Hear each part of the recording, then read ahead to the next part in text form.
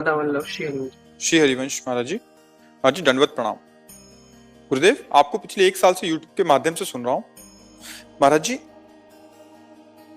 मुझे बहुत ज्यादा जल्दी क्रोध आ जाता है और अपना विवेक खो देता हूँ और गाली देने लग जाता हूँ, जिसके कारण नरक के द्वार पर खड़ा हूँ। महाराज जी मुझे बचा लो, मैं कैसे क्या करूँ अभी?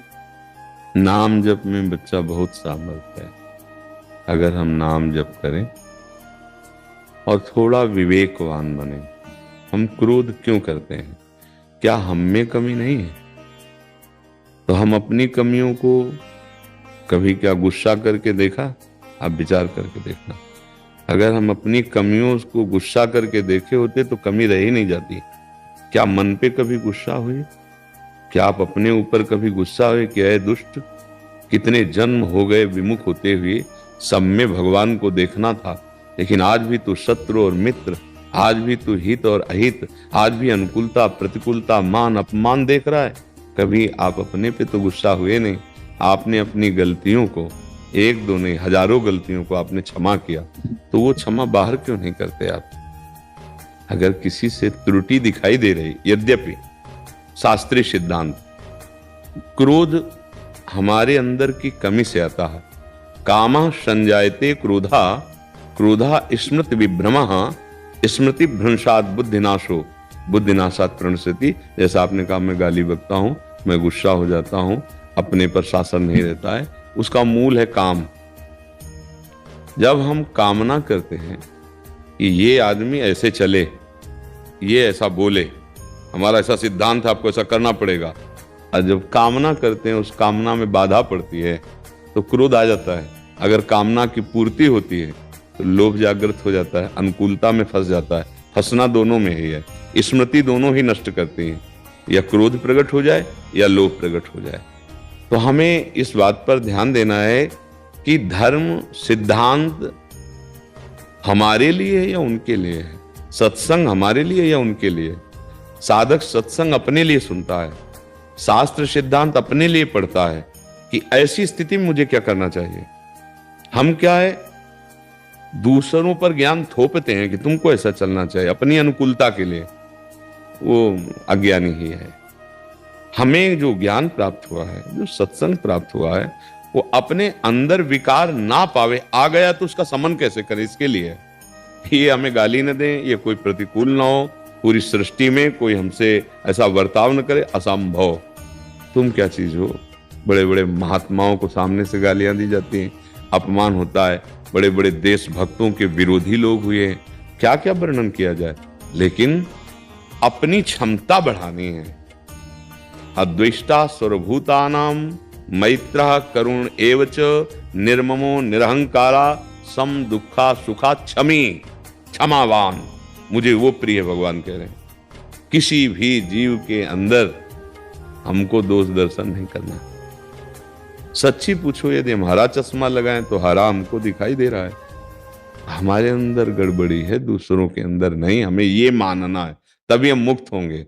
जब सच्ची मानो आपके अंदर की कमियां दूर हो जाएंगी तो आपको सब में, जैसे गोस्वामी जी देख रहे हैं ना, जड़ चेतन जग जीव जत सकल राम मैं जान, मेरे प्रभु सब में है। अब जब निज प्रभु में देखें जगत तो कैसन करें विरोध। अब सब में हमारा प्रीतम रमा है तो हम झगड़ा किससे करेंगे, क्रोध किससे करेंगे? मतलब अगर हम पूरा फाइनल में इस सवाल को हल करें तो हासिल लगाना भूल गए, जो हासिल था वो जोड़ना भूल गए। सब में प्रभु हैं ये हम भूल गए।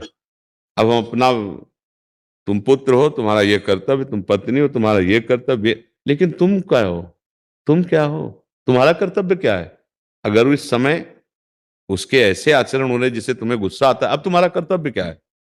अपने कर्तव्य को भूल जाने वाला साधक नहीं होता, दूसरे कर्तव्य को देखने वाला साधक नहीं होता। साधक अपने कर्तव्य को देखता है हर परिस्थिति में कि इस समय मेरा कर्तव्य क्या है। अगर नहीं समझ में आता तो गुरुजनों से पूछे जाके कि ऐसी परिस्थिति में मेरा। तो सबसे पहला क्रोध से बचने का उपाय है, दोनों दांत मिला लो और मौन हो जाओ, नहीं बोलना, और नाम जप करने लगो। हट जाओ उस समय, नहीं तो वो वेग है क्रोध का, जैसे काम का वेग होता है ऐसे क्रोध का वेग होता है।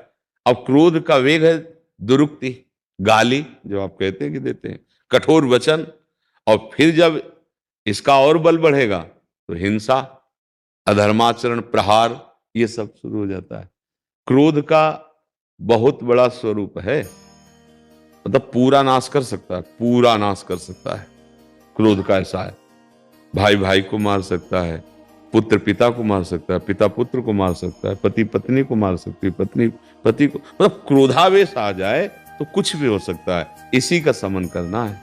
समन हो जाएगा मौन और नाम जप। अगर नाम जप नहीं हो रहा तो मौन रह नहीं सकते कि अच्छा रुक जा, हम थोड़ी देर चुप है तो तू समझ रहा है बहुत बड़ा हो गया, बहुत बलवान है, अब लेता जा। अब वो क्रोधावेश एकदम फूट पड़ेगा। नाम जप, राधा राधा राधा राधा, उस समय विचार नहीं काम करेगा। नाम जप करो, मौन रहो और हट जाओ। अपनी हार मत देखो कि मैं हार गया, ये कल से और हमें परेशान करेगा। नहीं नहीं नहीं, तुम अगर हार गए हो तो कोई देख रहा है, वो ऐसा हराएगा उसे कि चिंता मत करो, तुम चुप रहो, बस तुम चुप रहो, वो जीत जाएगा। जो चुप रहा वो जीत जाएगा। और जो ये समझा कि देखा अब डाउन हुआ ना, उसको डाउन करने वाला कोई और है, बहुत बढ़िया डाउन कर देगा। सहन करने वाले के अंदर अध्यात्म की उन्नति होती है, और जो उसको कष्ट देता है वो अपने आप वही कर्म उसका नाश कर देता है। हमने एक बार सुनाया था, एक बड़ी नाव में सब बैठे, कभी कभी ऐसी नावें होती बड़ी बड़ी नदियों की, 100-100 लोग बैठ जाते हैं, 150-150 लोग। तो उसमें 2 सरकारी कर्मचारी चढ़े जिनके हाथ में संगीन बंदूक भी थी। तो एक संत बैठे थे, उनके शिष्य बैठे थे, तो वहीं खड़े हुए जहां शिष्य बैठे थे, तो उन्होंने घुटनों में जूते से मारा, ए साइड हो। बाबा जी को तो कोई भक्त ही समझ पाएगा, नहीं तो नहीं लगता कि भिखारी है या ऐसा है। पर ये पता नहीं कि किनके भिखारी हैं, ये किनके हैं ये तुम्हें पता नहीं है। वो ऐसे बूट मारे, ए साइड में। अब पास में गुरुदेव बैठे थे, उनको धक्का न लगे, अच्छा वहां जगह थी नहीं, सबको ठस के ऐसे बैठाला गया था। फिर उसने पूरा बूट उसके पैर में रख दिया, ए आओ। तो संत ऐसे करके रह जाते सही। ऐसा पूरी नाव भर वो करता रहा बार बार। और जब नाव रुकी तो पानी से पहले ही रुक जाती है। कुछ पानी किनारे का ऐसा होता है जहां नाव नहीं जाती है, तो फिर वो अपनी बंदूक को ऐसे करके छलांग जो लगाई, बूटे ही फिसला, और जो संगीन थी ना वो गर्दन में। तो गुरुजी ने 2 थप्पड़ अपने शिष्य के मारे। उसने कहा अगर थोड़ा तुम बोल देते, थोड़ा कुछ कह देते तो बच जाता, कुछ नहीं बोले ना, मर गए। उमा क्षमा साप होते भारी, ये सिद्धांत समझ लो। अगर सह पाए तो अपने कर्म जाय अपकारी। अगर तुमने क्षमा कर दिया तो सांप से भी बढ़कर हो गया, तुम्हारा तो मंगल हो गया। अब ये क्षमा वहां जाएगी और उसका हिसाब कर देगी, ये हमसे। पर अपने को ये भी नहीं चाहना कि उसको कष्ट में भगवान उसकी बुद्धि शुद्ध करे। पर ये जिसे आप आगे पूछ सकते थे कि यदि मैं बार बार चुप रहूंगा तो अगला जो है वो बढ़ जाएगा और वो हमको सताएगा। नहीं नहीं, आपने जो क्षमा किया है वो बहुत बड़ा अस्त्र है। ये भगवान शंकर के वचन है, उमा क्षमा सापहुते भारी, वो अपने कर्म जाय अपकारी। वो अपने आप नष्ट हो जाएगा, तुम्हें नष्ट करने की जरूरत नहीं है। पूज्यपाद उड़िया बाबा जी के पास सत्संग में एक गृहस्थ आते थे, तो उनको एक पड़ोसी बहुत सताता था, हद हो गई। सत्संगी होकर जब इस निर्णय पर पहुंच गए कि अब मैं मारूंगा इसे, जान से मारूंगा, उड़िया बाबा से कहा बाबा बहुत हो गया, मतलब बहुत हो गया, अब इसको हम मारूंगा और चाहे जेल चला जाऊं। उड़िया बाबा ने देखा कि क्रोधावेश बहुत बड़ा है, तो ऐसे कि उनका बेटा मैं देख रहा हूं 6 महीने में मर जाएगा वो, काहे को तुम हत्या करोगे और जेल जाओगे, 6 महीने चुप हो जाओ, 6 महीने बाद वो मर जाएगा। क्रोध शांत कर लिया, बाबा कह रहे हैं 6 महीने, बिल्कुल क्रोध शांत कर लिया। अब वो कुछ भी बोलता, वो कुछ नहीं बोलते, बस उनको ये आदत, मरेगा साली 6 महीने बाद मरेगा ये, ऐसे उनको 6 महीने हो गए वो मरा नहीं। बाबा से कहा कि बाबा वो तो मरा नहीं, आप कह रहे थे 6 महीने। बोले हम उसके लिए थोड़ा कह रहे थे, तुम्हारे अंदर जो है ना, हम उसको मारना चाहते थे। 6 महीने से गुस्सा आई? बोले ना बाबा। बोले भाई उसको मारना चाहते थे, तुम्हारे अंदर जो क्रोध है, तुम इस बात पे आ गए ना कि 6 महीने में वो मर जाएगा, हम 6 महीने में इसे मारना। 6 महीने गुस्सा नहीं आए? बोले बिल्कुल बाबा ले आई, क्योंकि हम सोच रहे 6 महीने में मर जाएगा। अगर बाबा आप किया तो बोले बस ऐसे अभ्यास करो, वो अपने कर्म से अपने आप नष्ट हो जाएगा।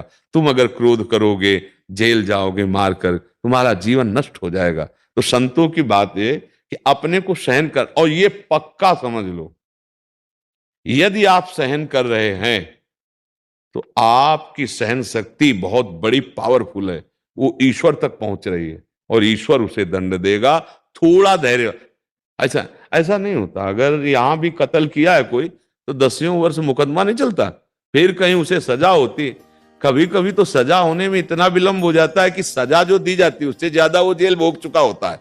नहीं हो सकता, अब तुरंत थोड़ी सजा मिलती है। तो अब ये भी भागवतिक सिद्धांत है, लेकिन अगर ऐसा सिद्धांत दूसरों के लिए है तो अपने लिए भी होता ना, तो हमारी क्या दशा होती। थोड़ा सोचो, जैसे हम दूसरों के लिए मांगते हैं कि भगवान तुरंत क्यों नहीं करते, नहीं मांगते, भगवान अवसर देते हैं सुधार का कि शायद सुधर जाए, नहीं फाइनल में तो मिलना ही दंड। तो जब हम उसके लिए सोच रहे हैं इसका ऐसा हो जाना चाहिए, तो अगर वही सिद्धांत होता तो हमारी गति क्या होती, जरा सोच के देखो। हमारा रजिस्टर कोरा नहीं है। अगर वो सिद्धांत उसके लिए है तो वो लौट के हमारे लिए, कानून तो हमारे लिए भी, मेरी दशा क्या होती। इसलिए क्षमा कर दो, लंबा समय भगवान सबको इसीलिए दे रहे हैं, सुधार कर लो।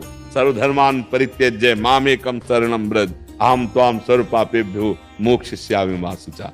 धैर्य पूर्वक रहो, क्षमावान बनो, नाम जप करो, उस समय मौन का आश्रय ले लो, उसमें भगवत भाव करो। नहीं कुछ आए तो हट जाओ, उस समय झगड़ा मत करो। हार जाओगे तो तुम जीत जाओगे, जीतने की कोशिश करोगे हार जाओगे, ये माया है।